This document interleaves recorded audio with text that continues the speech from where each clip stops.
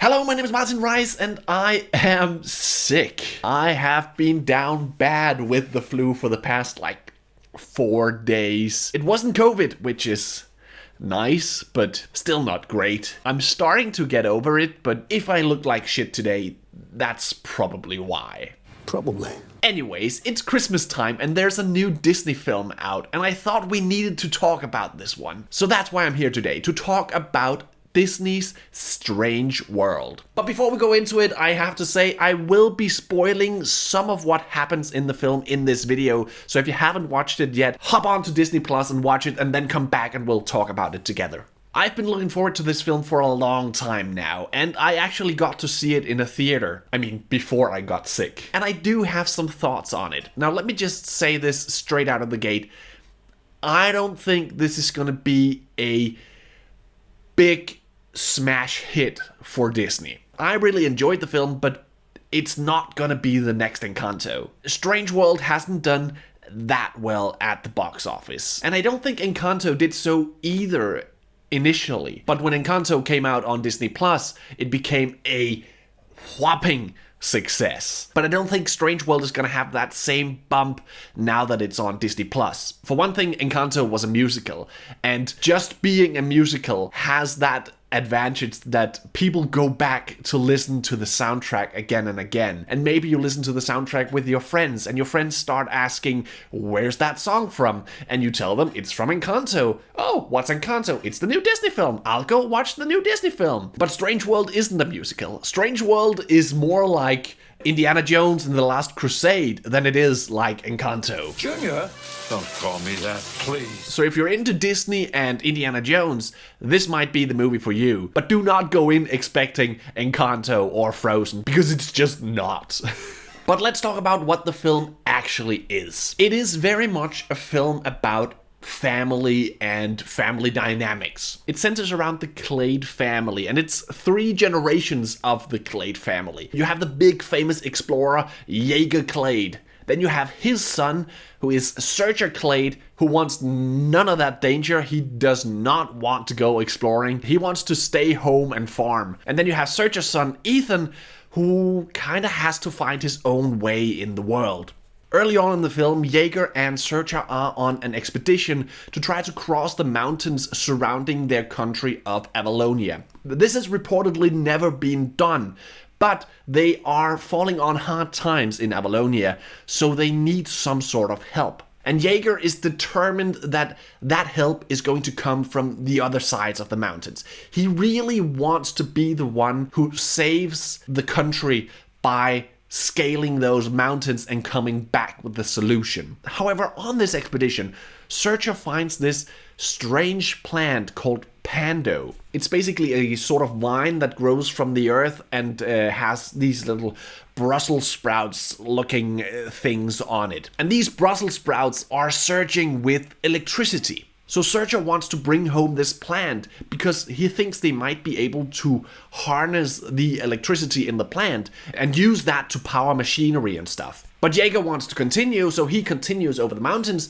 while Searcher and the rest of the expedition returns home to Avalonia with the Pando. We then skip 25 years and Searcher is now a grown-ass man and maybe the most important man in all of Avalonia, because he was the one who discovered the battery berries, the electric Brussels sprouts, the Pando. And he's now a Pando farmer. He has a gigantic Pando farm along with his wife Meridian and his son Ethan. But when they find out that the Pando is starting to die, they have to go on an expedition to try to figure out what it is that's killing the Pando. Because apparently the Pando works kind of like a mushroom, so all of the individual plants above Earth are connected underground. So they go on this expedition with some of the old crew from back in the days when Searcher was on expeditions with Jaeger, and they set out to try to find the heart of Pando to figure out what is killing the Pando. At first, Searcher is of course very much against going on this expedition. He does not want to go exploring. He wants to stay put and farm Pando. But when he learns that the Pando is dying,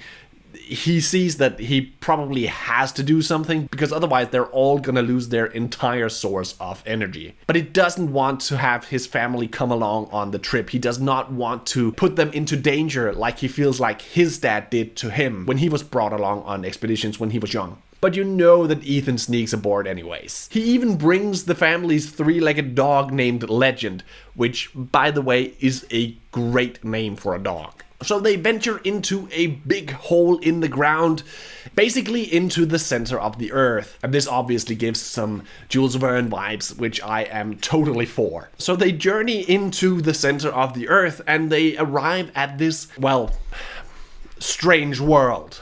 Now everything has these weird pastel colors and curiously everything seems to be alive. And even more curiously, they just sort of stumble upon Jaeger Quaid. Dad? Dad? Who's been down there in the center of the earth for 25 years. He never got past the mountains, he just fell into a hole and stayed there. But Jaeger points out that whenever they destroy something in this world, whenever they destroy some of the plant-looking things, another thing comes along and just sort of restores it again. And that is kind of important. They then follow the roots of the Pando in order to find where they're all connected, to figure out what is wrong with the plant. And along the way, Ethan meets a sort of little blob creature which he names Splat. And I'm not the biggest fan of Splat. It's alright, but it's not that great of a sidekick. It's forgettable, if you ask me. It's not like annoying, but it's just meh.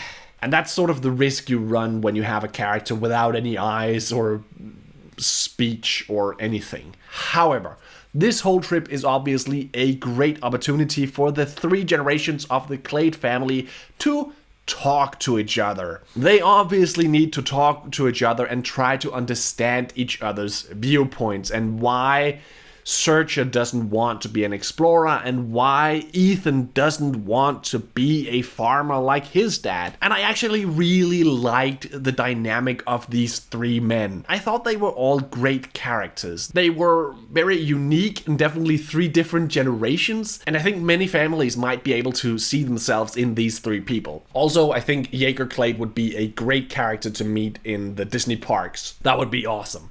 Alright, but they find the heart of Pando, but they are repeatedly attacked by these different creatures in the strange world. And they find out that these creatures actually really hate the Pando.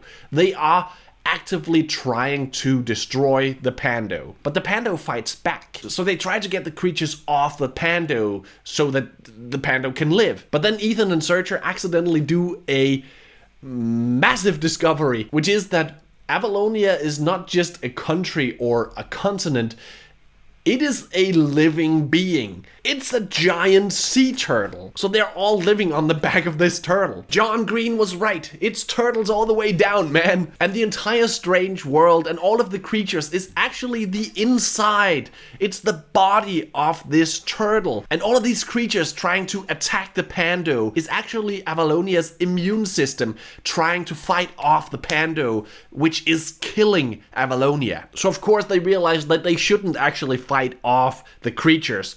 They should let the Pando die, because otherwise it's going to kill everything. Now there is a sort of twist at this point where Callisto Maul, who was one of the people whom Searcher and Jaeger was on expeditions with earlier, she then turns and says, no, we have to destroy the creatures, we have to save the Pando because that is our energy source. And she becomes sort of a villain slash bad guy at that point, but it doesn't really work. It's sort of forced that they have to have that clash at that point because it's only like 5 minutes and then she realizes that she's wrong and helps the others. So I didn't feel like that twist was really needed in this film. So yeah, they end up destroying the Pando and saving Avalonia. And they then of course have to find out some new energy source, a new renewable energy source which doesn't kill their planet. Now, I had no idea going into the film that it was going to have that much of a climate change message. It was a very thinly veiled climate change analogy. So I feel like a lot of people might end up thinking that the political message is a bit off-putting or is a bit heavy-handed in this film. I think it's fine. I don't think that climate change should be a political issue. It is a fact. But yeah, I just didn't expect it to show up this hard at the end of the film. But that's another reason why I think some people might not be totally into this film, which of course is sad. Another reason why this film might not do so well in some markets is that Ethan is the first openly gay main character in a Disney film. It's not something that is like a big deal in the film. That's not what the film is about. The film is not about Ethan being gay. He just is. And none of the other characters even bat an eye when he says that he's in love with another boy, which is great. That's how it should be, of course. And I think it's a great step in the right direction that we can now have an openly gay character as the main character of a high-profile Disney film. I just really hope that people don't forget about this film, that people actually do watch this film.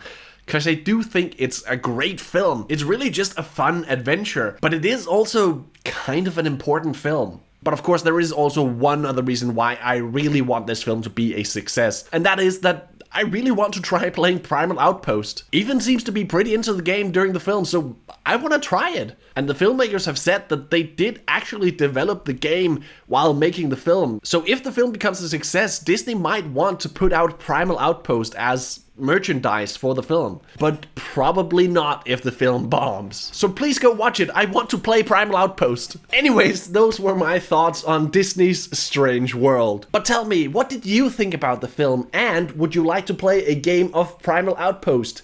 Let me know in the comments down below. And while you're down there, remember to leave a like if you enjoyed this video and subscribe to the channel if you want more videos like this. But that's pretty much all I had for you today. Thank you so much for watching, and until next time, Merry Christmas and so long.